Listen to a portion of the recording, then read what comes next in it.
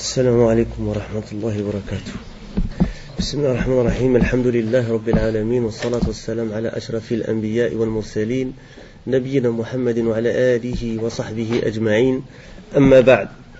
Donc, frère en Allah Azza wa Jal, on va commencer une nouvelle série de cours après la série de cours qui comportait qui consistait en l'étude de l'explication de Cheikh Ubal Jabiri Hafidahullah Ta'ala des conditions de la ilaha illallah.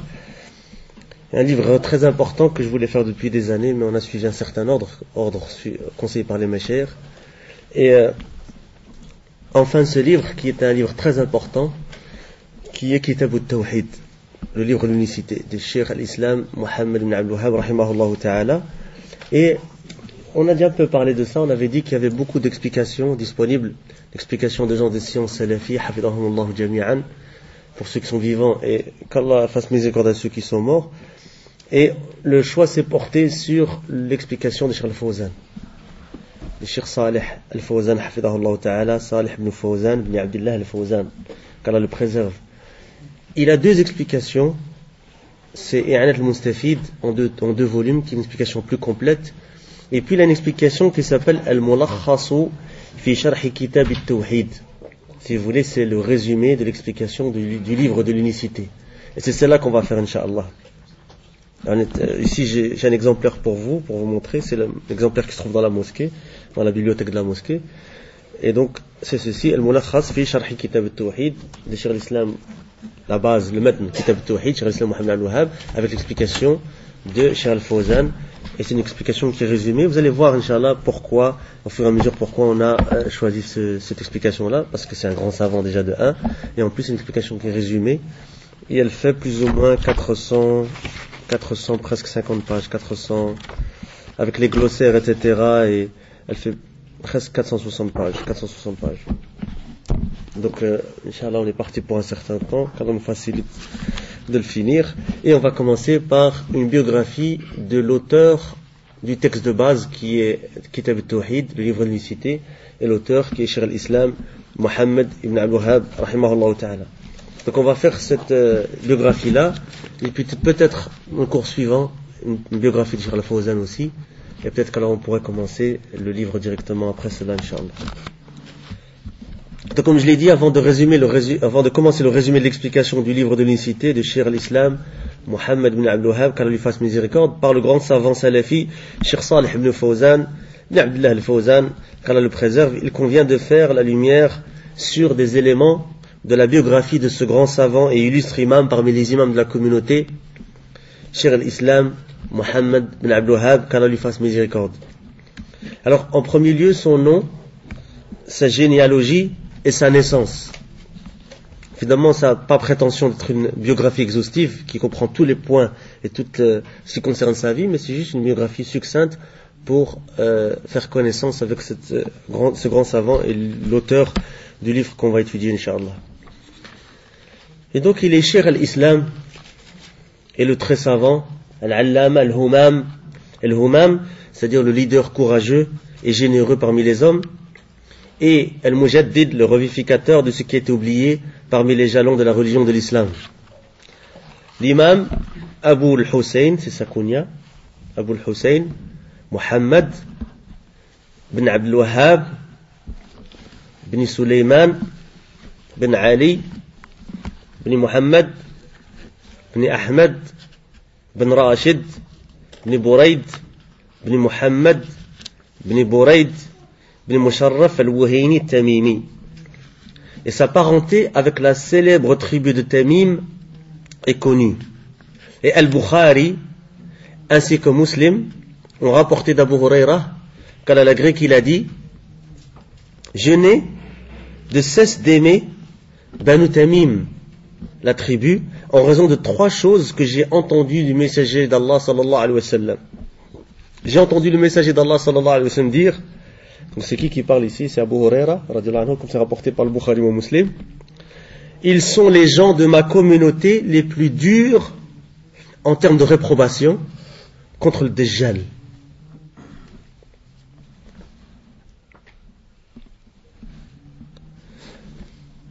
Et il dit, et leurs aumônes sont arrivées, et le prophète sallallahu alayhi wa sallam dit, alors voici les aumônes de notre peuple.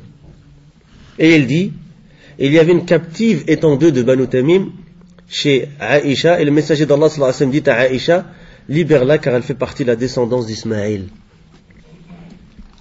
Et ce point-ci, comme je l'ai dit, il est rapporté, ou ce hadith, il est rapporté par Al-Bukhari dans son authentique, dans son sahih, numéro 2405, et Muslim aussi, dans son sahih, numéro 2525. Il, c'est-à-dire qui, Cheikh l'Islam, Mohammed ibn Abdul Wahhab, qu'Allah lui fasse miséricorde, fut né en 1115 de l'Hégire, Al-Uyayna. Donc, peut-être que vous ne retiendrez pas tous les points, mais il y a comme des points importants, comme son nom, comme sa kunya, comme sa date de naissance, son lieu de naissance, c'est des points importants à retenir. En 1115 de l'Hégire à Al-Uyayna, qui est un endroit proche de la ville actuelle de Riyad. On a parlé de sa vie, de sa naissance, de sa généalogie, etc. On va parler de son éducation et son apprentissage de la science et une mention de ses enseignants, ses chouyours. Il a grandi dans le giron de son père Abdul Wahhab, Mohammed bin Abdul Wahhab, qui était un faqih. C'est pour ça qu'on dit d'ailleurs Mohammed bin Abdul Wahhab, Mohammed le fils d'Abdul Wahhab, donc son père était Abdul Wahhab, qui était un faqih, un jurisconsulte et un juge, et donc il a appris de son père certaines sciences religieuses. Il finit la mémorisation du noble Coran alors qu'il n'était pas encore arrivé à l'âge de 10 ans. On revient aussi à ce qu'on avait dit dans certains cours d'Ibn Hajar, l'Asqalani rahimahullah, et d'autres savants. C'est important quand vous étudiez la biographie de beaucoup de gens de science, vous voyez qu'ils ont mémorisé le Coran. Ça c'est une base pour atteindre le ilm, c'est important de mémoriser le Coran. Il finit la mémorisation du noble Coran alors qu'il n'était pas encore arrivé à l'âge de 10 ans. Et son père le fit guider les gens dans la prière en groupe. Salat al-Jama'a, il était imam en Salat al-Jama'a à l'âge de 12 ans. Et il se maria la même année, à l'âge de 12 ans.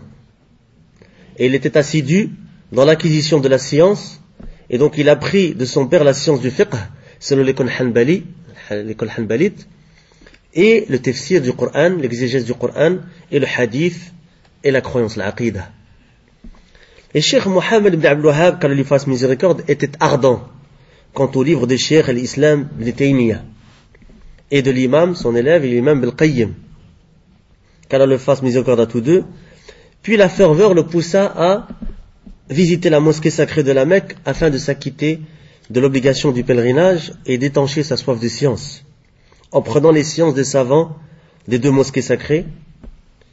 Et donc au début de son voyage, il se rendit à la Mecque. Et donc on voit ici encore une fois une caractéristique des salafs, des anciens, et des ulama contemporains, c'est rihla fi talab al-ilm, de voyager pour talab al-ilm. Et il fit le pèlerinage et rencontra les savants de la Mecque et de Médine. Et parmi ceux qu'il rencontra, Cheikh Abdullah ben Ibrahim Ali Saif al-Muhaddith, c'est-à-dire savant du hadith si vous voulez, Mohammed Hayat al-Sindi. Et il rencontra d'autres savants que d'eux dans les deux mosquées sacrées. Puis retourna vers sa région, puis voyagea en Irak pour acquérir la science, et il apprit le plus à Basra, al-Basra, où il resta chez Cheikh Mohammed al-Majmou'i.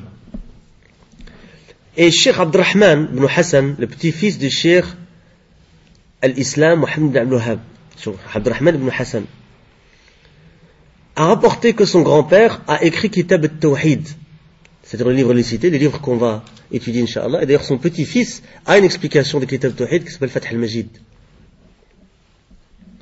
Il a rapporté que son grand-père a écrit Kitab al-Tawhid à Basra, qu'il a compilé à partir des livres de hadith qui se trouvaient dans les écoles de Basra.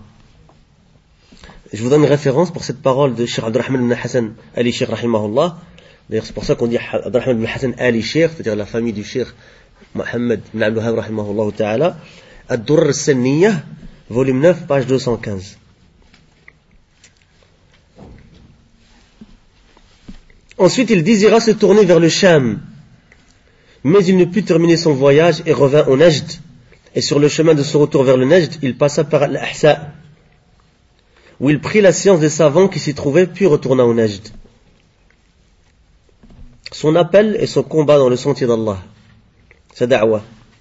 Lorsqu'il revint de son voyage dans l'acquisition de la science, et que son père et sa famille avaient déménagé à Huraymila, qui est une région proche de la ville de Riyad, à moins de 100 km, il se mit à propager sa science et à enseigner aux gens ce qu'Allah lui avait facilité en termes de science qu'il avait prise dans les 2 mosquées sacrées et en Irak ainsi qu'à Al-Ahsa.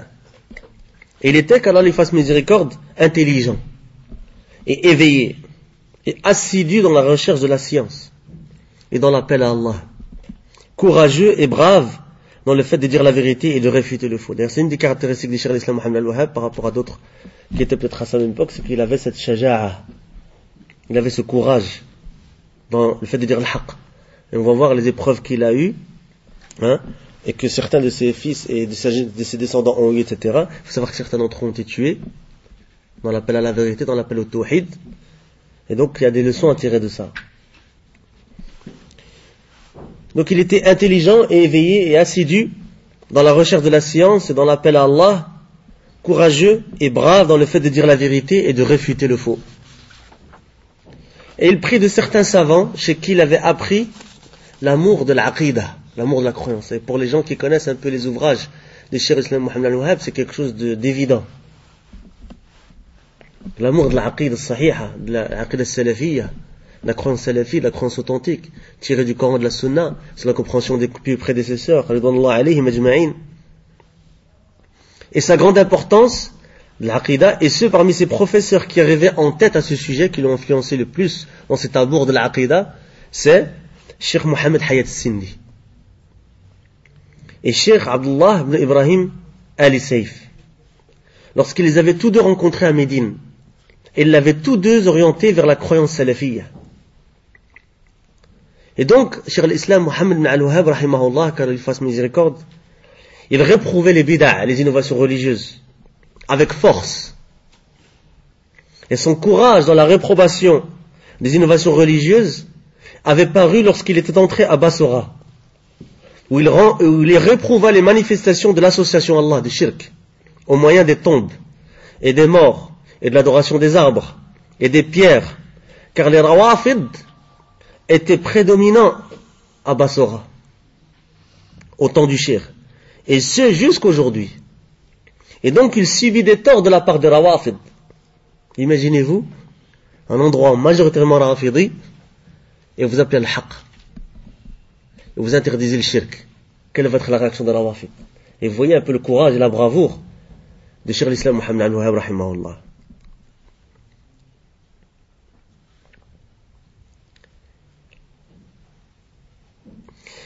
De la part des rawafid et de la part de ceux qui le ressentent parmi les adorateurs des tombes. Et donc il en sortit et il faillit périr, Ali rahmatullah. Si ce n'était qu'Allah le Très-Haut lui avait facilité un homme parmi les gens d'Az-Zubayr, qui le porta et l'abreuva et le nourrit, puis l'emmena là où il voulait aller. Le Cheikh l'Islam, Mohammed ibn al-Wahhab, qu'Allah lui fasse miséricorde, était quelqu'un qui conseillait Allah, il faisait une nasiha. Cheikh Ben Baz, il explique cela, il dit, qu'Allah lui fasse miséricorde, il explique le conseil à Allah comme étant le fait de lui vouer une adoration exclusive et son unicité. Un nasiha lillah.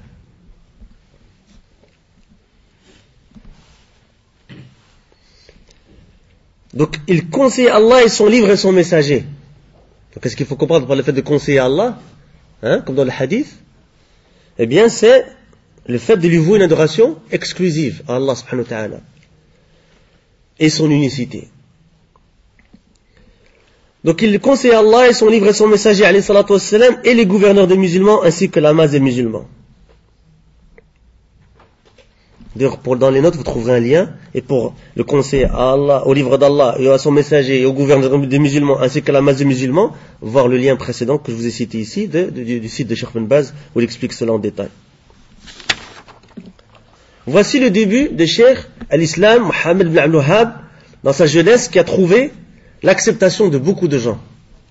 Au début, ainsi qu'une opposition de la plupart des gens, jusqu'à ce que cela résulte en ce courage et en cette bravoure et en cette diligence envers les gens de sa région, vers laquelle il avait déménagé, qui est Huraymila. Et il subit donc des torts et des préjudices. Et son père lui ordonna de réduire son entrain dans la prédication. À tel point que son père lui a dit de réduire son entrain dans la prédication. Et lorsque son père mourut, qu'Allah lui fasse miséricorde, il continua la prédication. Il s'est mis à conseiller les gens. Et à leur enseigner et à blâmer les corrupteurs sur terre. Parmi les pervers. Et les gens des innovations religieuses, Ahlul Bid'a. À tel point que certains corrupteurs se sont rejoints à Huraymila, sont regroupés pour le tuer. Et se sont introduits dans sa demeure. Et certains parmi les gens se rendirent compte de ce que l'un d'entre eux faisait et ont chassé ce grimpeur qui voulait assassiner le cheikh. Et le cheikh fut conseillé de quitter Huraymila. Et donc il en sortit pour se rendre à l'Uyayna, et cela fut approximativement en l'an 1155 de l'Hégire. Il était né en quelle année on a dit? Donc il avait quel âge? 40 ans.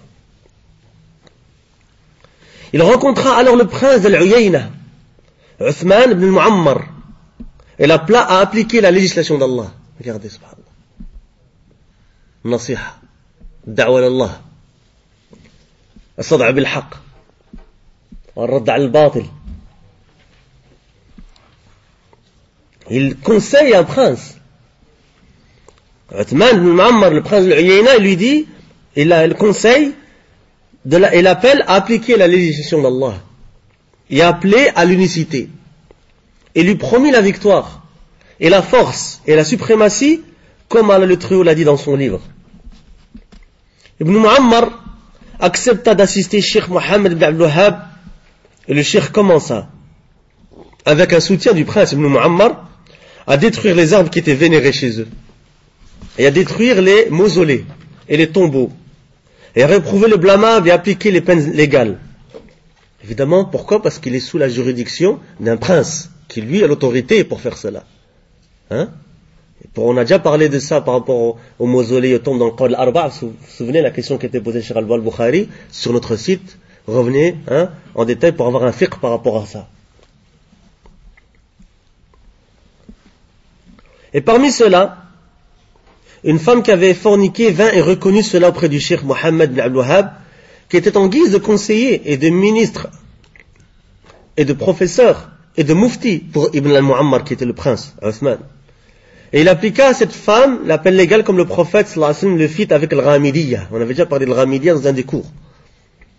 Et lorsque cette information se répandit parmi les gens du Najd, et que cette affaire arriva aux oreilles du gouverneur d'Al-Ahsa, Sulayman ibn Muhammad ibn Uray'ir, qui faisait partie de la tribu de Banu Khalid, il écrivit à Ibn Mu'ammar, Uthman ibn Mu'ammar, le prince de l'Uyayna, lui ordonnant de tuer Cheikh Mohammed ibn al-Wahhab. Et donc le prince de l'Uyayna le fit savoir à Cheikh Mohammed ibn al-Wahhab, et le prince eut peur du gouverneur d'Al-Ahsa, car il lui donnait une dotation annuelle. Et donc il eut peur de ne plus recevoir cet argent, et s'il désobéissait au gouverneur d'Al-Ahsa. Et il eut peur qu'il l'attaque.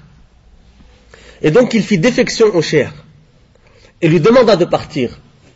Et il ordonna à un Perse de marcher derrière le cheikh et de le tuer lorsqu'il sortirait. Et donc lorsqu'il sortit, Allah protégea Cheikh Mohammed ibn Abdul Wahhab, et ce Perse ne fut pas à même de le tuer. Et Cheikh l'Islam Mohammed ibn Abdul Wahhab, ça me rappelle un verset du Coran, Inna Allah yudafi'u anil ladina amanu.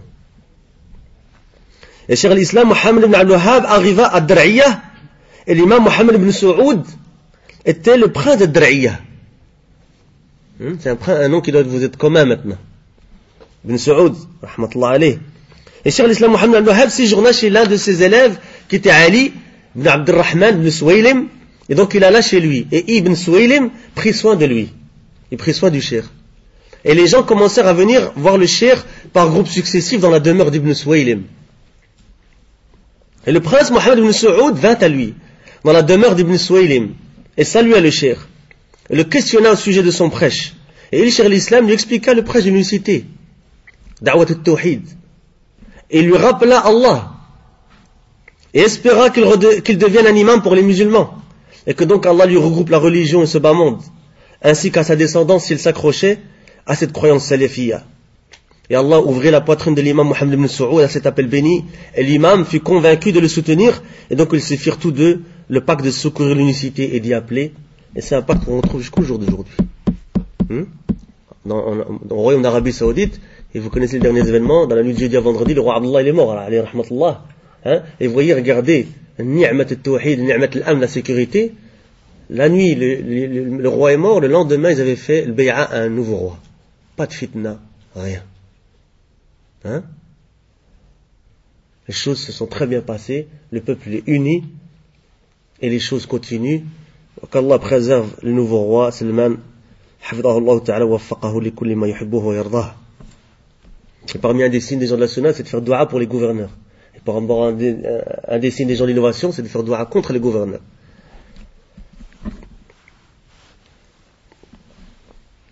Et Allah ouvrit la poitrine de l'imam Mohammed ibn Saoud à cet appel béni, et l'imam fut convaincu de le soutenir, et donc ils se firent tous les deux le pacte de secourir l'unicité et d'y appeler. Et donc le noyau du premier État saoudien fut établi en ce jour de l'année 1158 de l'Hégire, alors lors duquel le sabre et la plume se mirent d'accord.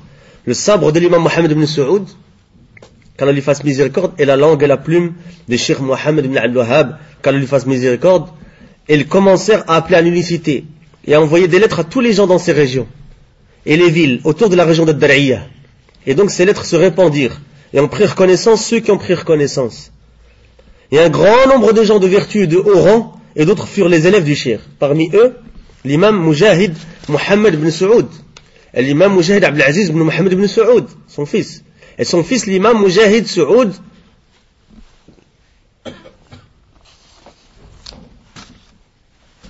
c'était Mohammed ibn Saoud, et Abdelaziz ibn Mohammed ibn Saoud, et l'imam Mujahid Saoud ibn Abdelaziz.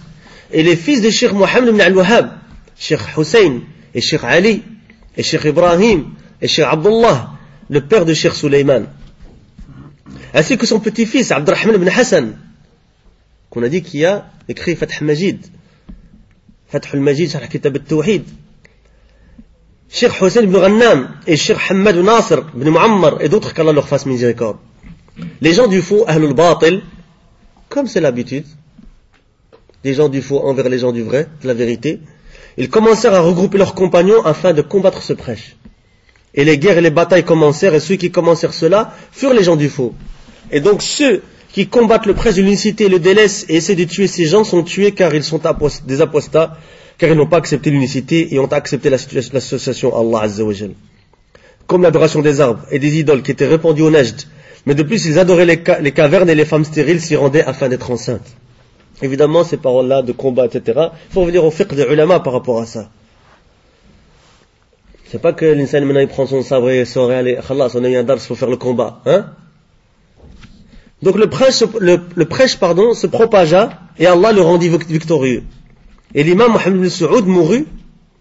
D'ailleurs, vous connaissez une des conditions préalables, c'est quoi? C'est qu'il y avait un amir, il y avait un imam, un chef d'État. Et l'imam Mohammed ibn Saoud mourut alors que tout le Najd s'était rassemblé sous son commandement. Et après lui, son fils Abdelaziz porta le prêche et le propagea. Puis aussi son fils Saoud. Et au temps de Saoud, le prêche et le premier État saoudien atteignirent l'apogée de leur puissance. Et les deux mosquées sacrées, ainsi qu'une partie des contrées du Yémen et la région de l'Est entrèrent dans cet État, c'est-à-dire la majorité de la péninsule arabique, jusqu'à ce qu'il s'approche de Damas. Son décès, le décès du Cheikh l'Islam Mohammed ibn Abdul-Wahhab rahimahullah ta'ala. Le Cheikh mourut qu'Allah lui fasse miséricorde à la fin de l'an 1206. C'est-à-dire à quel âge? Il est né en 1115. Et il est mort en 1206. Ça avait 91 ans. Le Cheikh mourut qu'Allah lui fasse miséricorde à la fin de l'an 1206 de l'Hégire, alors qu'il était âgé de 91 ans, après qu'il ait vu ce qui lui rendit heureux en termes de propagation de l'unicité et de rejet des superstitions et de l'association à Allah, et en termes de grand nombre d'élèves et de savants qui ont pris de lui la science. Et Allah a réformé leur cœur et a réformé leurs actions, et ce prêche se répandit dans tous les pays du monde et rencontra l'acceptation et l'éloge des gens de vertu et de véracité et de sincérité. Qu'Allah lui fasse miséricorde et le fasse résider dans ces larges jardins du paradis. Les ouvrages de Cheikh l'Islam Mohammed ibn Abdul-Wahhab rahimahullah ta'ala. Cheikh l'Islam Mohammed ibn Abdul-Wahhab a écrit de nombreux ouvrages sur l'unicité et le fiqh. Ici, parmi les ouvrages dans l'Aqidah notamment, on a vu Usul Talata, On a vu le Qawl al-Arba'a, Kitab al-Tawhid, Kashf al-Shubuhat, etc., etc. Et le fiqh, et l'exégèse, et le hadith, et la biographie du prophète, et le rappel, et l'exhortation. Et ces ouvrages, qu'Allah lui fasse miséricorde, furent compilés en plusieurs volumes par l'université de l'imam Mohammed ibn Saoud, en sachant qu'un grand nombre des ouvrages du cheikh, qu'Allah lui fasse miséricorde, se trouvent dans Ad-Durar al-Sanniya.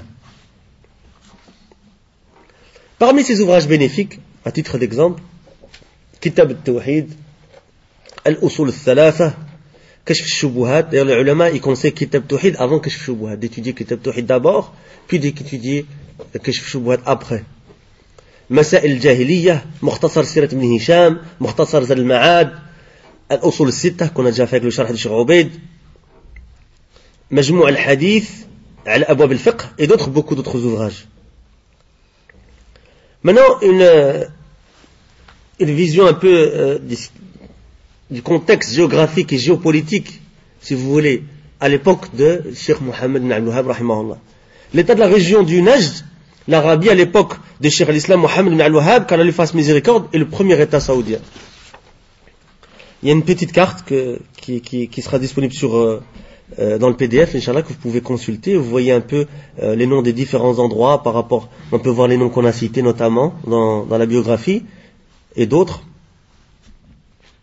Ici, on voit Huraymila, on peut voir l'Ahsa, etc. Et donc, l'Empire ottoman turc avait des poches de souveraineté dans les terres arabiques.